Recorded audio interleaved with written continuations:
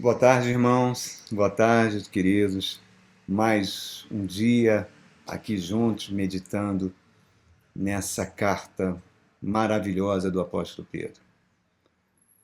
As duas cartas do apóstolo Pedro no Novo Testamento eu considero tão preciosas, tão lindas, tão profundas, as verdades que esse homem fala. Um homem do povo, um homem que era um operário da pesca, um homem simples, um pescador, a transformação que esse homem sofre e escreve esses tesouros, cara, tesouros maravilhosos que atravessaram séculos e que cada vez que a gente senta para ler a gente fica encantado. Essas duas cartas são fantásticas. Nós gastamos aí uns 25 vídeos falando da primeira carta, entramos agora na segunda carta. É aquilo que eu falei no início, parece que você está bebendo um gole de água fresca, de uma fonte cristalina. Tanta sabedoria prática que o apóstolo Pedro está transmitindo para nós. E hoje nós vamos falar sobre algo que ele está sugerindo que a gente faça, que a gente suba, permita usar essa analogia, uma escada para o céu. Nós vamos falar em dois encontros no primeiro encontro. Vamos ler os dois versos, né? Do verso 5 e verso 6, que fala sobre isso. Da segunda carta de Pedro, capítulo 1. Por isso mesmo, empenhem-se para acrescentar à fé que possuem a virtude, o conhecimento, e ao conhecimento, o domínio próprio. Pronto, só até aí. Queridos, é algo tão fantástico o Novo Testamento. O Novo Testamento, aqui temos os evangelhos, epístolas, o livro de Atos, no Novo Testamento. O Novo Testamento é um livro, metade da Bíblia, né, parte das Escrituras Sagradas, que é inundado por um ambiente de confiança, por um ambiente de alegria, muito diferente do cristianismo que nós vemos hoje. Um cristianismo religioso, um cristianismo sectário, um cristianismo partidário e assim por diante. Parece que nos primeiros séculos, parece não, isso foi comprovado, né? Os historiadores da igreja contam que nos primeiros séculos da igreja, da existência da igreja, não havia um sentimento de derrotismo. Os cristãos primitivos falavam sobre vitória, a vitória que Jesus Cristo alcançou na cruz do Calvário. Versículos como tudo posso naquele que me fortalece, quem me separará do amor de Deus que está em Cristo Jesus, graças a Deus que nos dá a vitória, que Deus sempre está nos conduzindo ao triunfo. Quando você lê lá no Apocalipse as cartas que Jesus dita para o apóstolo João, para as 7 igrejas, termina as cartas: ao vencedor darei. Porque os cristãos entendiam que Jesus Cristo, antes de tudo, foi um vitorioso. Talvez as pessoas contemporâneas não pensassem isso de Jesus. Talvez o Império Romano não pensasse isso de Jesus, porque achavam até loucura aquelas pessoas acharem que um homem que foi abandonado pelos discípulos, que foi perseguido, que os seus seguidores fugiram, foi pregado na cruz como um criminoso comum, na mente dessas pessoas era uma derrota total.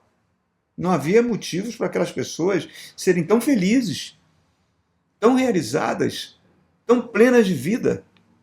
Se houve alguma vitória na mente dessas pessoas, foi a vitória da injustiça, da brutalidade, da violência. Mas, naquela cruz do Calvário, o mal foi derrotado. Naquela cruz do Calvário, ele venceu as forças das trevas. A Bíblia diz que ele despojou os principados e potestades. Roma achou que estava esmagando com seu poder aquele homem naquela cruz, mas ele que estava esmagando todas as forças diabólicas que sustentam a sociedade até os dias de hoje. Na, na mente do cristão, aquela vítima foi o vencedor e a cruz é o trono que governa o mundo. Se nós pensássemos assim, irmãos, como seria a vida dos cristãos se isso fosse uma grande verdade? Se fosse uma grande realidade? Nós vivemos tempos tão difíceis, irmãos. Eu recebi um testemunho de um irmão da igreja que impediu que um vizinho cometesse suicídio, um homem de mais de 60 anos, tentou cortar os pulsos, ele conseguiu evitar que esse homem fizesse isso, conseguiu chamar o SAMU, deram assistência médica, mas 2 meses depois esse homem meteu uma bala na cabeça, morreu, tirou a sua própria vida, e hoje nós estamos vivendo numa sociedade que os suicídios estão sendo maiores que os homicídios. Nós estamos vivendo uma sociedade doente, porque essas verdades não estão mais presentes. E, infelizmente, não estão presentes na mente de muitos cristãos. Se você é uma pessoa que tem uma conta bancária gorda, tem dinheiro na conta, o banco não vai perturbar você. Talvez ele te ligue aí para te oferecer algum plano, alguma coisa. Mas, em geral, ele vai esquecer de você. Mas tenta estourar os seus limites de cartão de crédito, de cheque especial, você não vai ver que o banco vai mover céus e terra para cobrar essa dívida de você. Nós tínhamos uma dívida que era impagável. Impagável. Nenhum tribunal, nenhum processo jurídico poderia nos defender da dívida que nós tínhamos que pagar. E naquela cruz do Calvário, toda a nossa dívida foi paga por Jesus Cristo. Deus cancelou o escrito de dívida que havia contra nós. Nós podemos nos aproximar do trono de Deus todo momento que desejarmos. A cruz liberou acesso para que a gente, próprio Pedro fala isso, aproxime-se do trono de Deus para que você receba socorro no momento oportuno. Repare, queridos, as pessoas pagam fortunas para o plano de saúde. Se você fizer mais de 60 anos, você vai ver como o seu plano de saúde vai aumentar muito, muito de preço. Cada vez mais caro. Mas a cruz trouxe para mim e para você uma vida sem doença. A gente pode até adoecer nessa vida, podemos até morrer, mas na eternidade nunca mais ficaremos doentes. Nunca mais sofreremos qualquer doença e qualquer processo de envelhecimento. Pagamos uma fortuna para fazer um seguro de carro e um seguro de vida, né? Ou para fazer uma previdência privada, mas a cruz nos trouxe uma vida feliz, próspera, inesgotável por toda a eternidade. Esse momento que eu estou vivendo aqui é um sopro. Diante da eternidade que tem por aí 80, 90 anos de vida, é nada, irmãos. Perto daquilo que Jesus conquistou por toda a eternidade. A única coisa que Deus pede para mim e para você, certo? É que você creia nisso e viva em função dessa realidade e receba pela fé tudo isso de graça daquilo que Jesus conquistou. Deus não está pedindo para você ter uma vida de perfeição, uma vida perfeita, ou que você faça algum sacrifício, venda seu apartamento, seu carro, e dê dinheiro numa igreja A ou B ou X. Não, Deus não pede nada para a gente, porque todas as exigências que Deus fez, Deus lançou sobre Jesus Cristo na cruz. Não cabe mais sacrifícios. Qualquer igreja que falar sobre sacrifícios, dizendo que você tem que sacrificar, é uma igreja mentirosa. Não existe mais nenhum sacrifício, porque Jesus na cruz, todas as exigências que estavam sendo feitas pela lei de Deus, ele cumpriu naquela cruz. A cruz me deu legalidade perante Deus. Por isso o Espírito Santo veio morar em mim e morar em você que crê. E o Espírito Santo, trabalhando em nós, nos colocou numa espécie de escada rolante e está nos levando para o céu. A única coisa que a gente tem que fazer é permanecer nessa escada, por meio da fé, por meio de acreditar nisso. Saiba o seguinte, irmãos, as forças das trevas, a cultura desse mundo e a nossa própria natureza, que é uma natureza que tem cobiça, que é uma natureza que pratica maldade, vai tentar tirar a gente da escada. A gente tem que permanecer pela fé. Isso é a vitória do cristão. Tem uma árvore aqui, no Eixo Monumental, aqui em Brasília, que fica ali em frente a um tribunal. É um flamboyant lindo, viçoso, as folhas maravilhosas. Na época do período de floração dele, ele enche daquelas flores laranjas, corais, vermelhas do flamboyant, a coisa mais linda que existe. Mas ele é cercado de asfalto por todos os lados, carros passando, poluição. Como é que uma árvore consegue ficar tão viçosa no meio de um ambiente tão ruim, poluído, sem vida?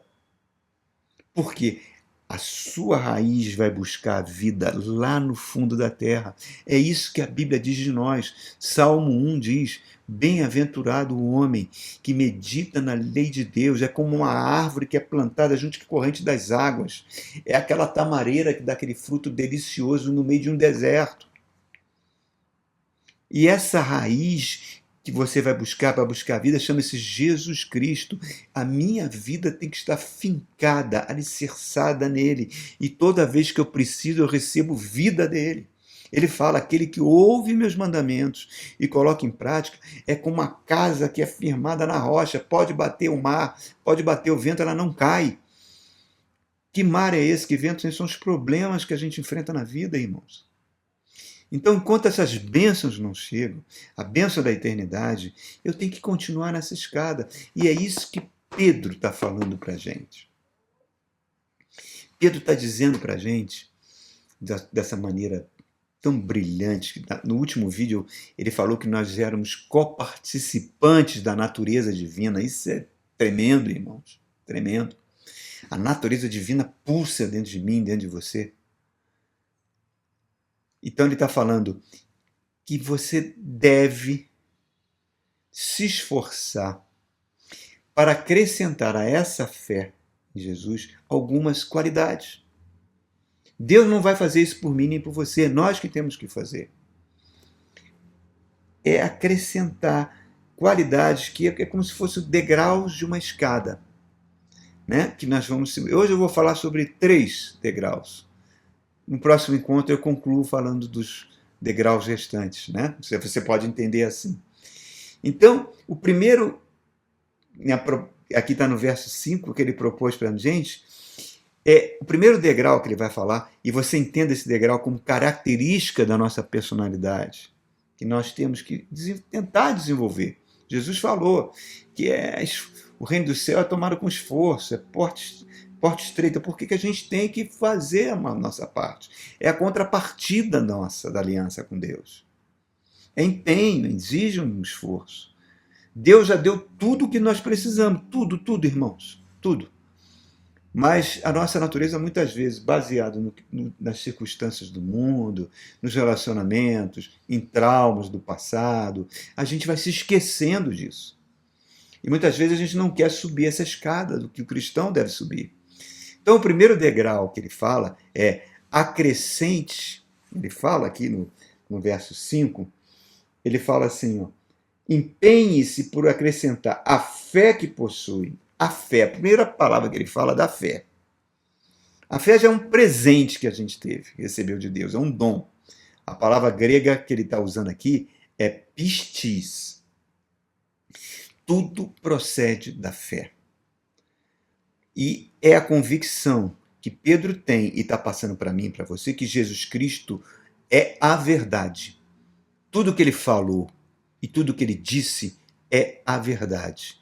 Eu tenho que ter a plena certeza que eu posso me entregar a ele e confiar nas suas promessas, que ele vai consertar a minha vida, que ele vai consertar a minha história, que ele vai me fazer uma nova pessoa. Para isso, eu preciso de um dom que Deus já me deu, chamado fé. Não vem de mim, não vem dos meus esforços, não vem de nada. O meu justo viverá pela fé. É um presente de Deus. A fé é uma outra forma de realidade, irmãos. Não se baseie nas coisas que você está vendo. Não se baseie nos seus sentidos. Não se baseie em nenhum conhecimento humano. A fé é algo sobrenatural. A fé é aquela corda que você puxa do céu e pega uma realidade espiritual e se transforma numa realidade material na sua vida. É viver pela fé. As pessoas hoje vivem pelo que elas veem, ouvem, enxergam. Cada vez elas estão envolvidas numa atmosfera sensorial que as escraviza. É crer que Deus é um galardoador, um presenteador, e que o acesso a Ele já está aberto, liberado pelo sangue de Jesus. Viver pela fé. Mas tem um detalhe aí, irmãos. O apóstolo Tiago fala que a fé não pode ser morta.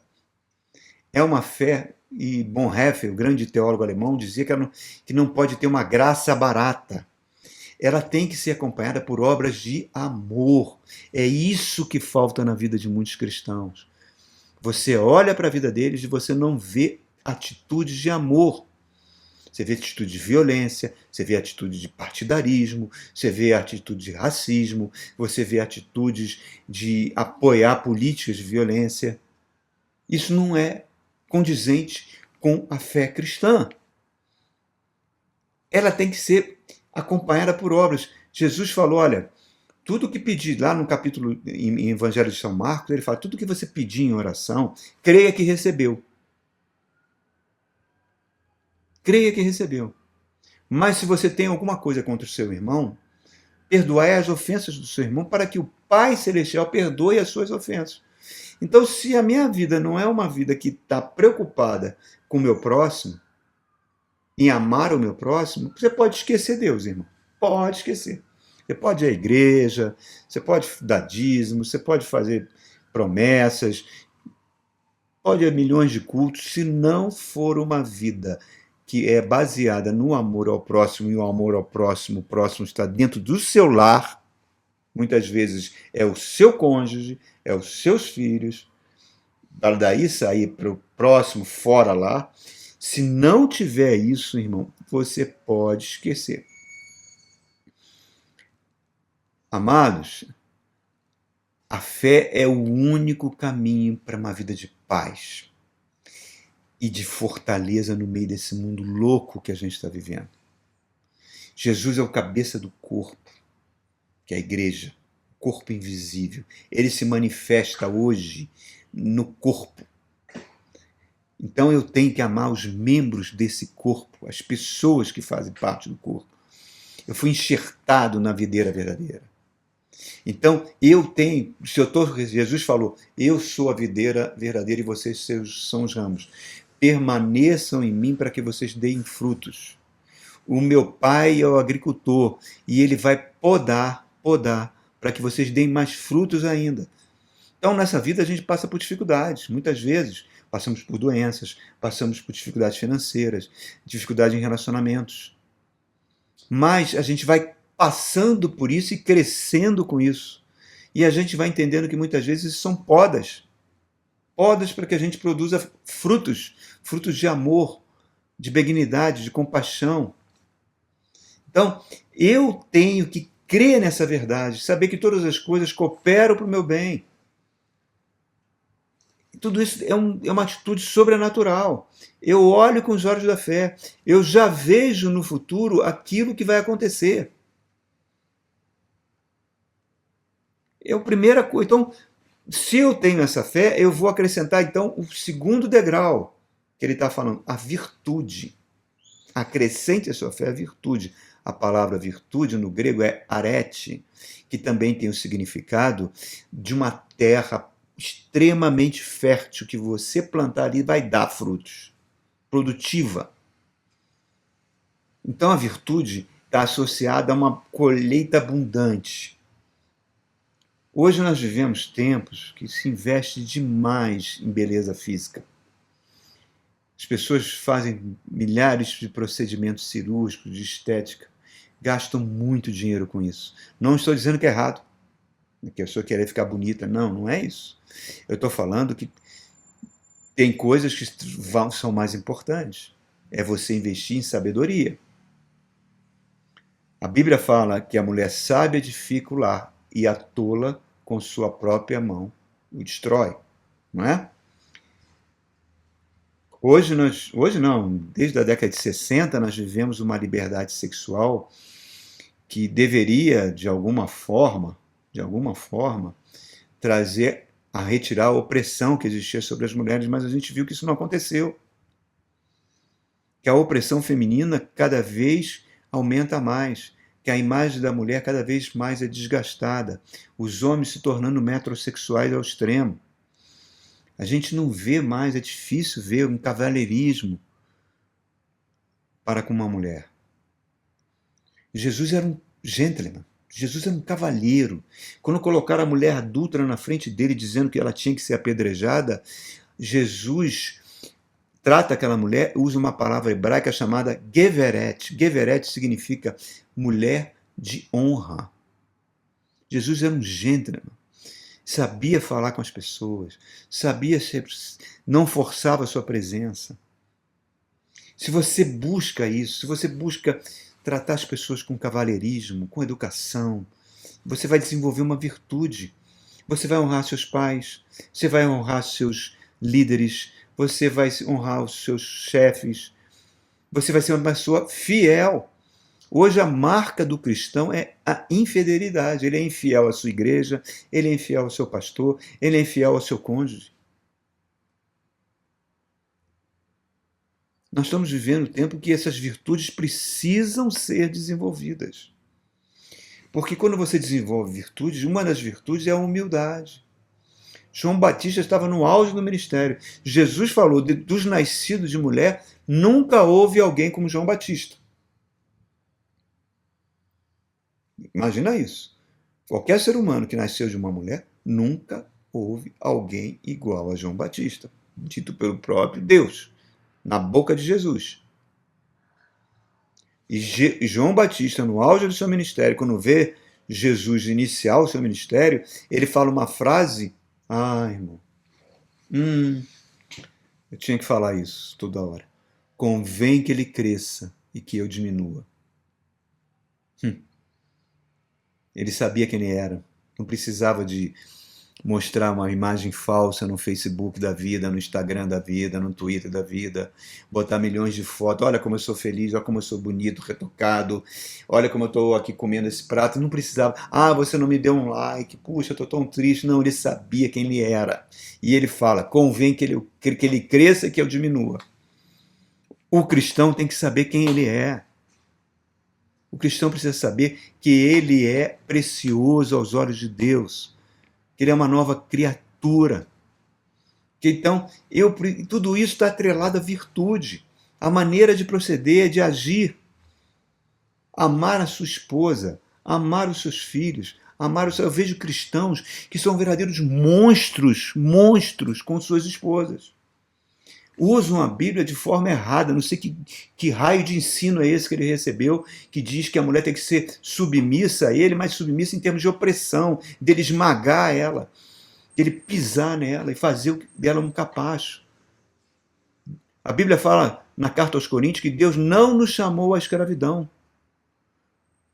Deus não quer que você fique debaixo de nenhuma servidão humana.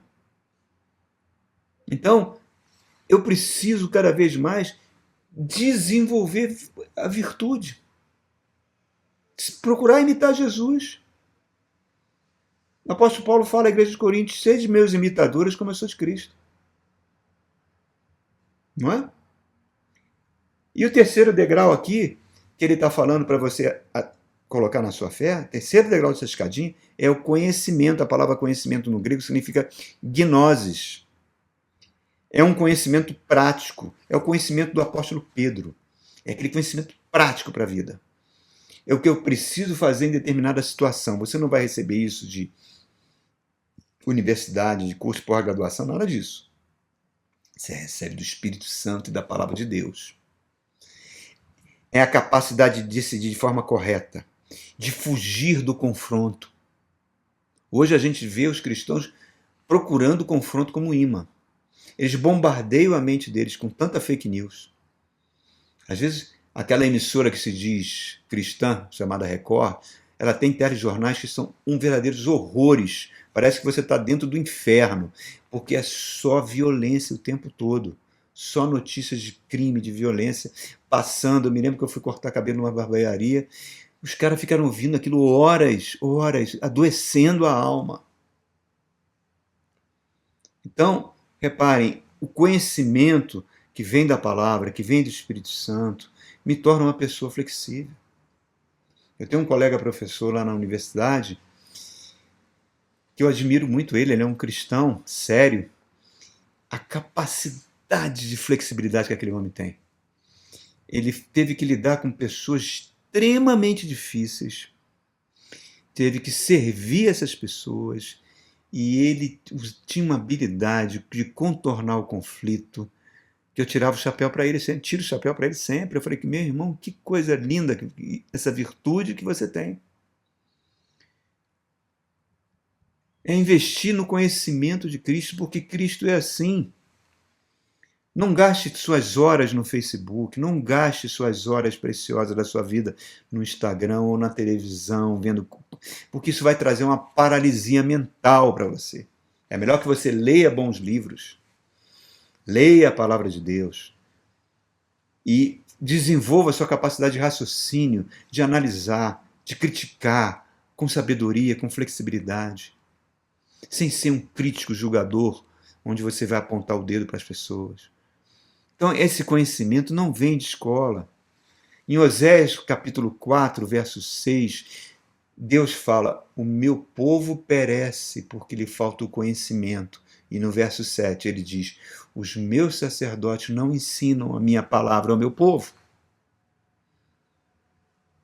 A palavra de Deus é uma fonte riquíssima de conhecimento, irmãos. Conhecimento sobrenatural. Vem da Bíblia. Deus chega para Josué e fala: Josué, tu vai entrar agora numa terra que eu vou te dar. Aonde você botar a palma da mão, a planta do seu pé é seu. Tu vai conquistar. Ninguém vai conseguir resistir a você, Josué. Mas só tem uma coisa que eu vou te pedir. Medita na minha palavra dia e noite e você será bem-sucedido. O Salmo 1 fala: bem-aventurado o homem que não anda no conselho dos ímpios, que não se detém no caminho dos pecadores, no caminho dos pecadores, não se assenta na roda dos escarnecedores, antes o seu prazer está na palavra do Senhor, e nessa palavra medita de dia e noite, e tudo que ele faz será bem sucedido. Isso que nós estamos fazendo aqui, pegando a epístola de Pedro, destrinchando, mostrando para você essas pérolas preciosas, conhecimento que vem da Bíblia.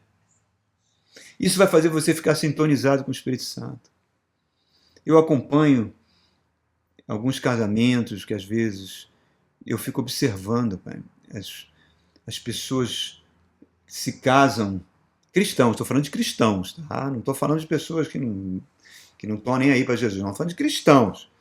É aquelas pessoas que se casam com as pessoas porque o outro é evangélico, porque ele tem alguns imóveis, tem uma carreira bem sucedida, acho que vai ser feliz. E eu fico vendo, alguns são, graças a Deus, mas outros, irmãos, eu vejo a opressão do inferno dentro de certos lares que eu fico, meu Deus, essa pessoa um dia conheceu Jesus Cristo? Será que realmente essa pessoa é convertida do Senhor? Então, nós estamos aí, irmãos. Nós não sabemos quem é o joio e quem é o trigo, né? Porque é só no final dos tempos que haverá essa separação. Então, você muitas vezes está convivendo com o joio, né? Que é igualzinho ao trigo, mas o destino dele é ser queimado no fogo. Jesus falou isso. Então, o que eu preciso me preocupar? Parecer com Jesus. Imitar Jesus. Pegar essas virtudes que Pedro está falando e fazê-las acontecerem. Isso é uma disciplina mental, passo a passo, que eu preciso fazer. Por quê? Porque a minha raiz está fincada nele. Eu sou um ramo fincado na videira verdadeira. Ele falou: aquele ramo que se separa de mim seca e é lançado fora, perdeu a utilidade. Não seja um cristão inútil, irmãos. Seja um cristão virtuoso, que ama o conhecimento da palavra, que acrescenta a sua fé com obras, que não tem uma graça barata, mas uma graça que as pessoas olham. Não precisa nem você pregar Jesus. O seu exemplo, a sua vida, vai atrair que nem a abelha atraída pelo mel. Que você seja o mel de Jesus, irmão. É isso que o apóstolo Pedro está falando para a gente. Deus abençoe e próximo encontro a gente continuar falando um pouquinho mais sobre esses degraus.